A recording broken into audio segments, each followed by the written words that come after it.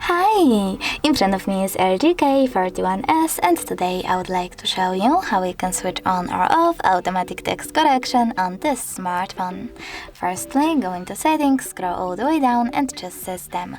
Now tap on language and keyboard, then manage keyboards and your currently used one, in my case LG1.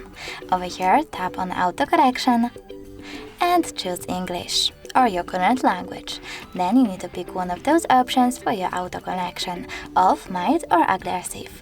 I will go with aggressive, so I have to tap on it, and as you can see, autocorrection is now on. You can always turn it off by tapping on your language once again and tapping on off. Thanks so much for watching. If you enjoyed this video, leave a like, comment and subscribe. Bye!